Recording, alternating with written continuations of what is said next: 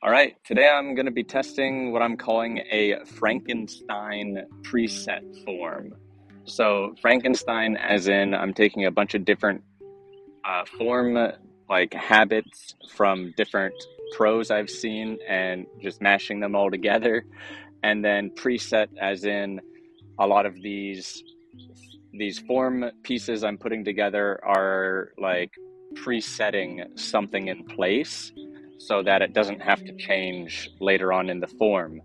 So here's everything I'm thinking about.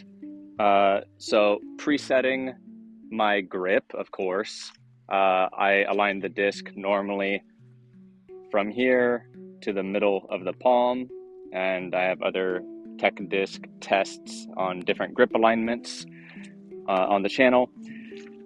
And then I'm presetting my grip pressure to be pretty firm because I'm trying to throw pretty hard.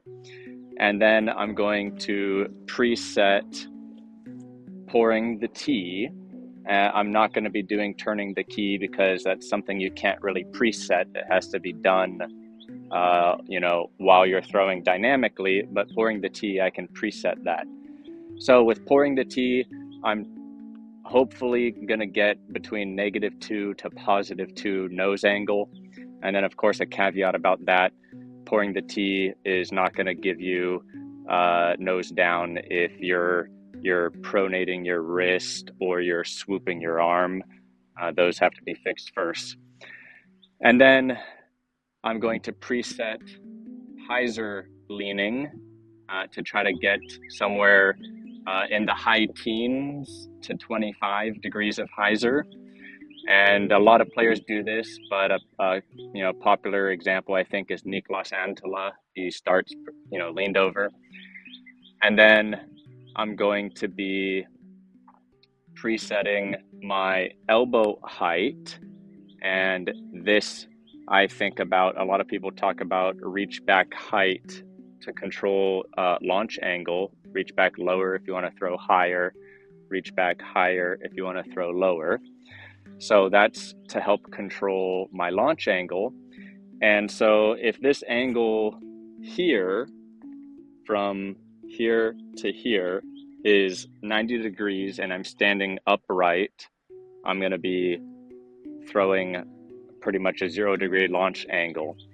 But if I'm leaning forward with hyzer, my arm is now lower, even though I didn't lower the arm. And so the follow through is more upwards. So throwing on hyzer tends to increase the chance of throwing upwards. So when I throw on more hyzer, I usually try to keep this kind of at that 90 degree if I'm not trying to throw high. Because if I'm standing up straight, I'm throwing flat launch angle, but if I'm hyzer leaning, then it's going to be slightly upwards with that same elbow up position. So the launch angles I'm targeting are between a 4 and a 10 launch angle, somewhere between there. And then I'm going to preset also to help control the elbow height, but some additional preset. Instead of thinking about just raising my elbow, I'm thinking about pushing my elbow forward away from my body. And that does what's called scapular protraction. So instead of bringing the scapula shoulder blades together, you're bringing them apart and forward. And so here, this is neutral, my neutral scapula position. The disc is touching my chest. And then when I push the shoulder forward, there's a lot more space for the disc. So from this angle. And then instead of thinking about raising my elbow, if I just think about pushing it forward away from my body, it naturally wants to raise. So that's kind of, for me, an easier way to try to think about keeping my elbow up.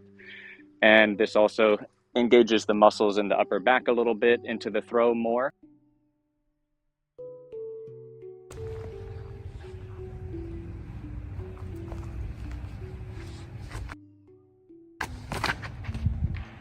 I think that can birdie. Love it. I'd reckon. Launch, dude. It is. Jakub's making me reconsider all my disc selections out here.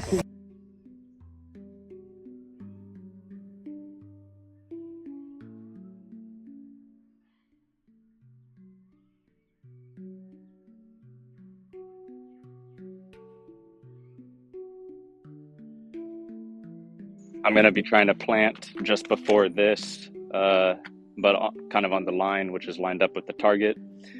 So, all right, I just warmed up a little bit with these throws, this form. So, all right, grip, firm, pour the tee, firm, elbow extended, scapular protraction, off arm, hyzer, elbows up, precoil.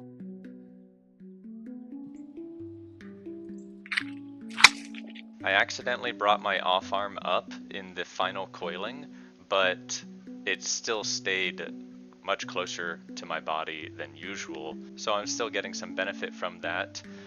When I was testing holding the off arm close in isolation, it was very easy to keep it close and not accidentally bring it away, but here I'm clearly thinking about too many other things. And that's 64.1 miles per hour. That's a wrap. No, just kidding. We'll do some more. Hyzer was a little bit low. I think it was like 15.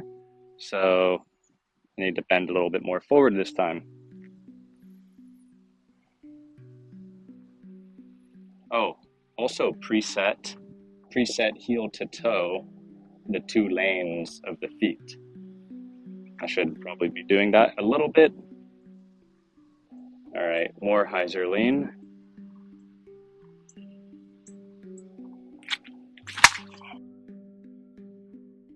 All right, I barely got any more hyzer, so I'm going to do even more hyzer lean, but perhaps it could also be that I'm not maintaining the lean and I'm standing up. Also, I threw too high, over 10 degrees. I missed my goal, launch angle between 4 to 10. It's kind of tough sometimes because, well, first of all, I just moved the net, so I might have put it a different distance to where I'm planting. But also when the wind blows, it picks up the target, which changes my launch angle if I'm looking at it. So oh,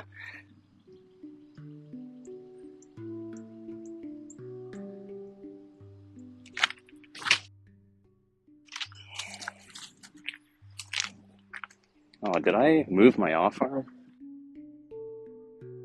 Okay, I fixed the hyzer, but the launch angle is a little high and the nose angle is a little high. I keep failing to hold the off arm close during the final coiling because I'm focusing so much more on trying to correct the angles.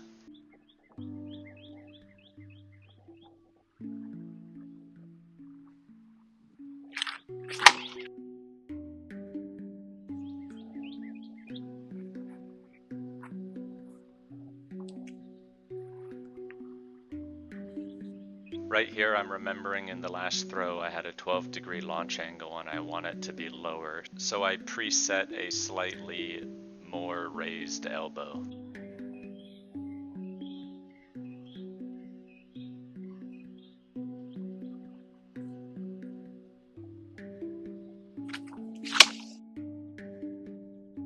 All right, pretty cool to see. I got close to my max speed. Hyzer was a little bit low, but as you throw harder and harder, it's more difficult to control your angles. But also through some other form changes I've been working on, I've been throwing a little less hyzer on average lately. So I think it's mostly that and not this form in particular.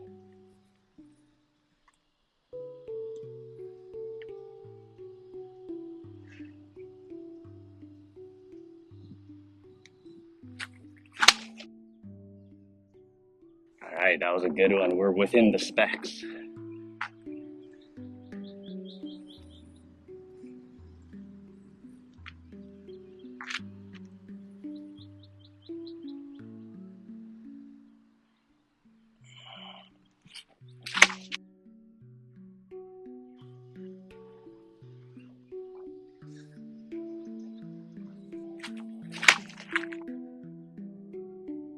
Okay, still feel like I can throw harder.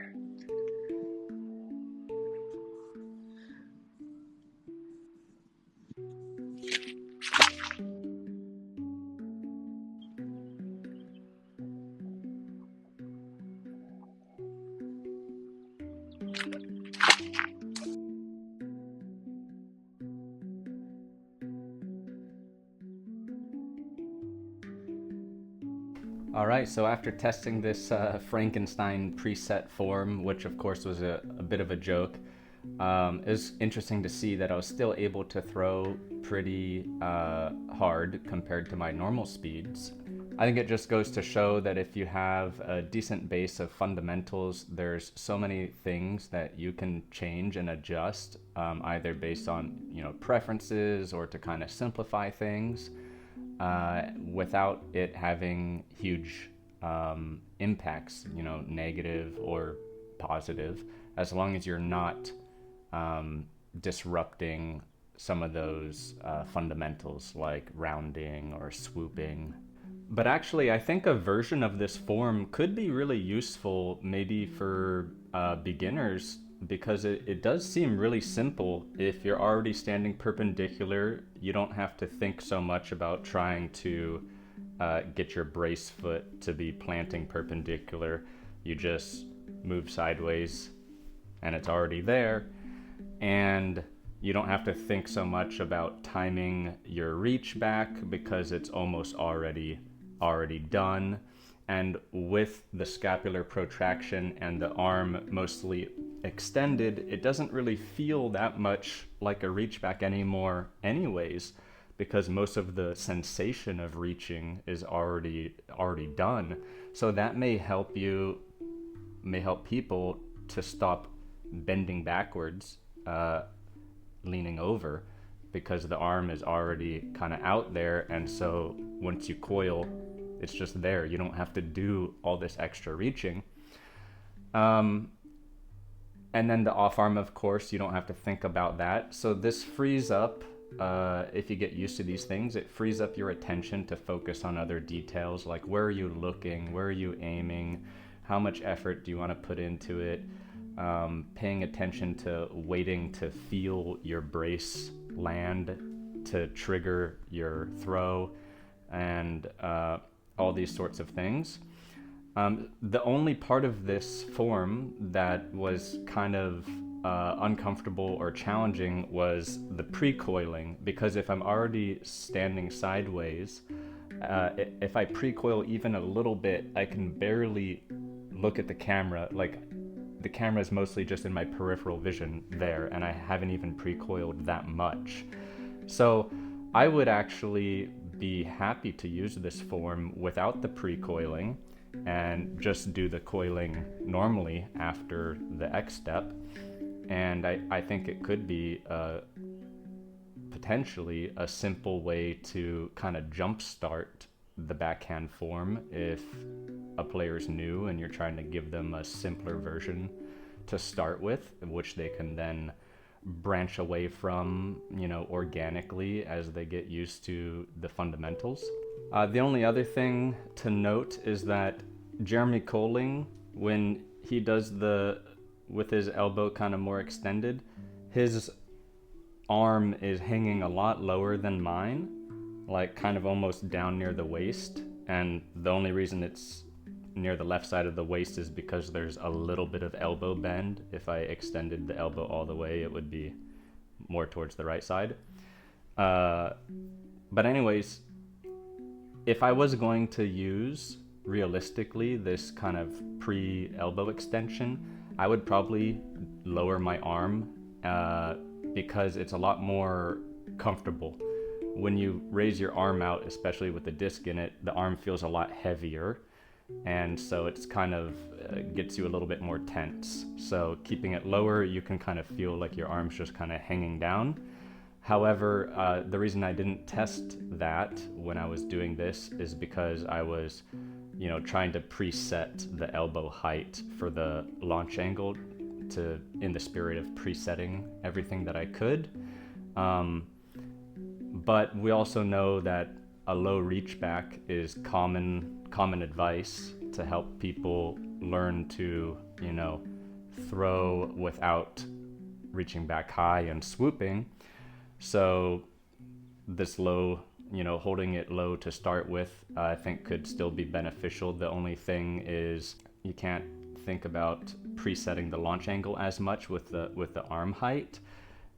But that's not really, I think, extremely important, because if you focus looking at your target very, very kind of intensely and get used to that, If I look up when you're standing sideways, naturally you bend, your shoulders tilt upwards, and so it helps you throw up, throw upwards. And same thing if I were to, if you imagine I come up to like the edge of a cliff and I try to look over, you know, my shoulders are tilting because I'm standing sideways, so you'd be throwing down in that situation. So controlling the launch angle is potentially easy if you just let your body naturally adjust to, you know, focusing on a certain height. And so you don't really need to think about the elbow height that much. The reason I'm just so used to thinking about it is because it's kind of how I started playing and how a lot of people start, like keep the elbow up to start with. I'm just trying to build my muscle memory to keep it up.